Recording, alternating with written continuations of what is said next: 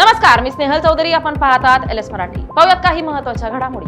दानवे हेच मवियाचे उमेदवार. शंका असेल तर वरिष्ठ बोलतील. अनिल परब यांनी स्पष्ट केली भूमिका.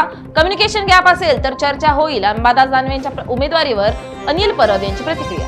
उद्धव साहेब उमेदवार असते तर पाठिंबा दिला असता. अंबादास दानवेंच्या वक्तव्यावर रोहित पवारांचं वक्तव्य.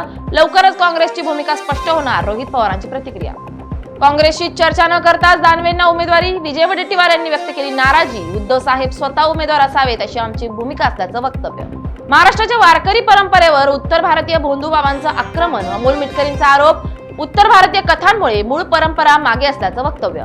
महापौर बंगल्यावर 4 कोटी रुपये खर्च होतात, पण बेस्ट आणि शाळांना देण्यासाठी सरकारकडे पैसे नाहीत. आदित्य ठाकरेंचा सरकारवर घणाघात. महसूल विभागाचा पुन्हा एक व्हिडिओ व्हायरल. पुणे शिरूरमध्ये टेबलवर पैसे असलेल्या व्हिडिओनं खळबळ. गेल्या काही दिवसांपासून नांदेड जिल्ह्यात सूर्याचा प्रकोप. तापमानाने ओलांडला 44°C टप्पा. उष्णतेच्या तीव्र लाटेमुळे संपूर्ण जिल्ह्यात उकाड्याचा तडाखा. जळगावमध्ये गॅस सिलेंडर चोरांच्या टोळीचा पर्दाफाश. 4,27,500 रुपयांचा मुद्देमाल जप्त. छत्रपती संभाजीनगर नागपूर जुन्या महामार्गावर शेवदी फाट्याजवळ भीषण अपघात. चालकाचं नियंत्रण सुटल्यानं कंटेनर रस्त्याच्या कडेला उलटला. नांदेडच्या धर्माबादमध्ये विहिरीत पोहायला गेलेल्या युवकांचा मृत्यू. पाण्यात वीज प्रवाह उतरल्यानं 2 युवकांचा जागीच मृत्यू. घटनेमुळे परिसरात शोककळा. या होत्या काही महत्त्वाच्या घडामोडी. पाहत रहा एलएस मराठी.